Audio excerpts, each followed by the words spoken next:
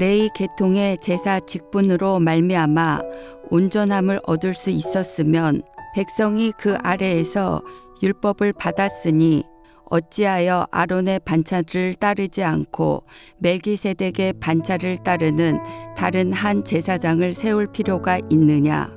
제사 직분이 바뀌어졌은즉 율법도 반드시 바꾸어지리니 이것은 한 사람도 제단 일을 받들지 않는 다른 지파에 속한 자를 가리켜 말한 것이라. 우리 주께서는 유다로부터 나신 것이 분명하도다. 이 지파에는 모세가 제사장들에 관하여 말한 것이 하나도 없고 멜기세덱과 같은 별다른 한 제사장이 일어난 것을 보니 더욱 분명하도다. 그는 육신에 속한 한 계명의 법을 따르지 아니하고 오직 불멸의 생명의 능력을 따라 되었으니 증언하기를 내가 영원히 멜기세덱의 반차를 따르는 제사장이라 하였도다. 전에 있던 계명은 연약하고 무익함으로 패하고 율법은 아무것도 온전하게 못할지라. 이에 더 좋은 소망이 생기니 이것으로 우리가 하나님께 가까이 가느니라. 또 예수께서 제사장이 되신 것은 맹세 없이 된 것이 아니니 그들은 맹세 없이 제사장이 되었으되 오직 예수는 자기에게 말씀하신 이로 말미암아 맹세로 되신 것이라. 주께서 맹세하시고 뉘우치지 아니하시리니 내가 영원히 제사장이라 하셨도다. 이와 같이 예수는 더 좋은 언약의 보증이 되셨느니라. 할렐루야. 9월 12일 화요일 새벽 말씀 큐티입니다. 히브리서 저자는 유대인 기독교인들에게 예수님을 향한 믿음과 신앙을 저버리지 말고 끝까지 지키라고 촉구합니다. 이 말을 생각해 보면 두 가지의 분명한 사실이 드러납니다. 하나는 당시 상황이 그만큼 믿음을 지키기 힘들었다는 것이고, 또 다른 하나는 그로 인해 끝까지 믿음을 지키지 못했던 사람들도 있었다라는 것이죠. 그렇다면 그 같은 상황에서 믿음을 지키지 못했던 사람들은 왜 그런 결정을 내렸던 것일까요? 핍박과 박해라는 상황이 주는 압박감 때문에 흔들렸던 것도 사실이었을 것입니다. 하지만 히브리서의 수신자가 유대인 기독교인이라는 점을 놓고 볼 때 아마도 그들은 회심하기 전 익숙했던 그 유대 사회로 돌아가는 것이 더 낫다라고 여겼을지도 모릅니다.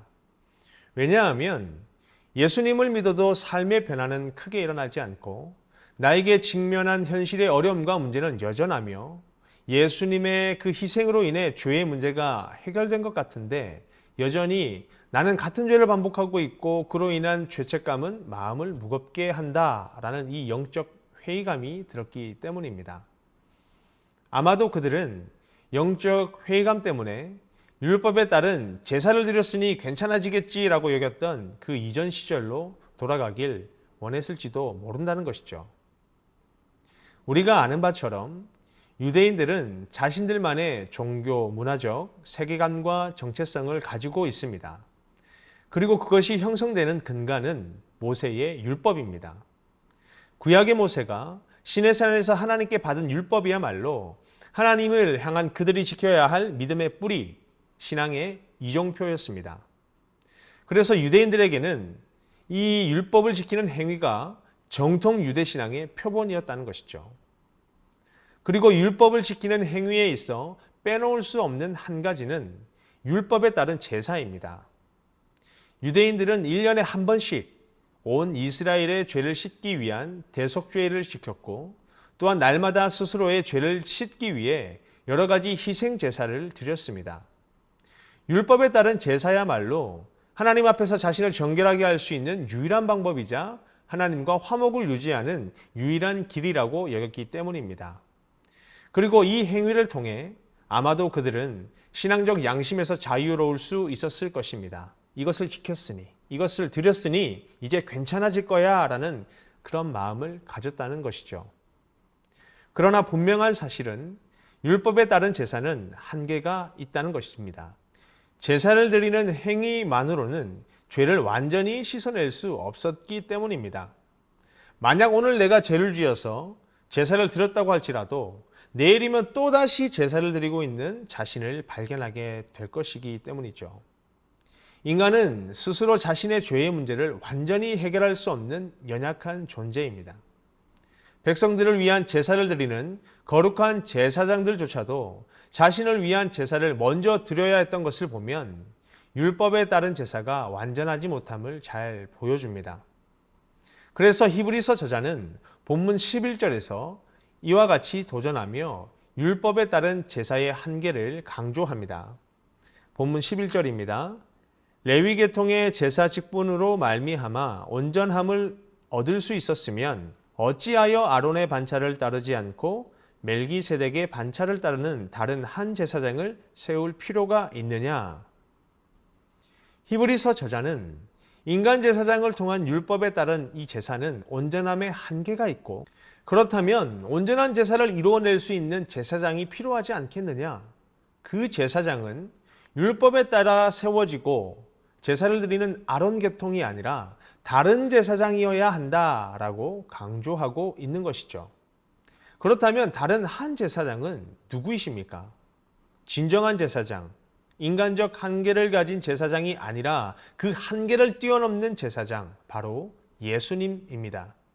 여러분, 예수님이 왜 대제사장이 되셔야 되고 왜 그럴 만한 자격이 있으십니까?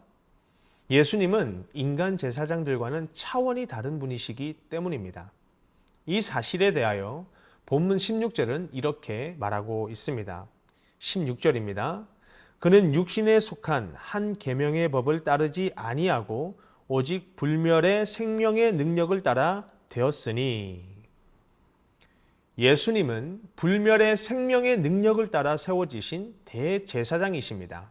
십자가의 죽음과 부활의 능력을 통해 다시 사신 영원한 생명의 존재, 영원한 대제사장인 것입니다.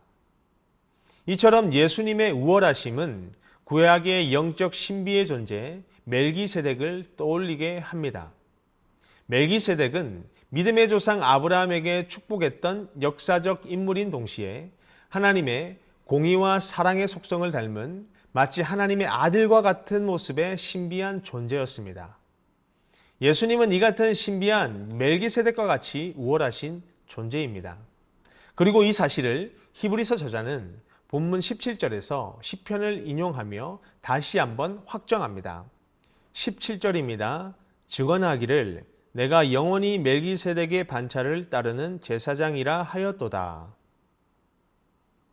예수님은 자신의 그림자와 모형이 되는 멜기세덱의 계통을 따라 세워지신 영원한 대제사장이며 이것은 하나님의 언약의 말씀이기에 변함없는 하나님의 말씀은 앞으로도 영원히 변함없을 것이다 라는 것을 강조하고 있는 것입니다. 결국 정리하면 히브리서의 저자는 본문의 말씀을 통해 유대인 기독교인들에게 이렇게 도전하고 있는 것입니다. 하나님의 말씀으로 세워진 대제사장이신 예수님이 너희를 위해 희생의 제사를 드리셨다. 이 제사는 한계가 있는 율법에 따른 제사가 아니라 완전한 제사이다. 그러므로 이 제사를 통해 너희는 더 이상 죄인이 아니다. 오히려 죄에서 벗어난 영원한 의인의 삶을 사는 은혜를 입은 것이다. 이 사실을 기억할 때 우리가 어찌 충성된 믿음을 저버릴 수 있으며 어찌 그분만을 섬기고 바라보지 않을 수 있겠는가? 그러니 이제 영적인 회의감에서 벗어나라. 그리고 믿음에 합당한 행동과 그 책임을 다하라. 이렇게 도전하고 있는 것이죠. 사랑하는 성도 여러분, 우리가 신앙생활을 하다 보면 때론 영적 회의감이 들곤 합니다. 예수님을 믿어도 내 삶은 큰 변화가 왜 일어나지 않는가? 왜 나는 어제와 똑같은 죄를 반복하며 죄에서 벗어나지 못하는 삶을 살아가고 있는가? 이 같은 모습 때문에 나는 하나님과 더 이상 화목할 수 없는 존재로 살아가게 되는 것은 아닌가? 그러나 오늘 본문은 우리를 향하여 분명하게 도전하고 있습니다. 대제사장으로서 영단반의 희생제사를 완성하신 예수님을 통해 너희는 영원히 죄의 사슬에서 벗어나게 되었다. 그분의 희생으로 말미암아 너희는 소망을 얻고 하나님께 나아갈 수 있게 되었다. 그러므로 너희는 이 사실을 반드시 기억하라. 그리고 이 같은 은혜를 베풀어 주신 예수님을 향해 충성된 믿음을 가지고 그분만을 따르며 그분만을 섬기는 삶으로 나아가라. 사랑하는 성도 여러분, 이처럼 우리에게 도전하고 있는 본문의 말씀을 가슴에 새기며 영적 회감에서 벗어나시기 바랍니다. 그리고 영원한 대제사장이신 예수님을 통해 하나님과 화목을 누릴 것을 기대하고 소망하는 마음으로 나아가시기 바랍니다. 오늘 하루도 이와 같은 믿음과 결단으로 살아가는 여러분이 되시기를 주님의 이름으로 소망합니다.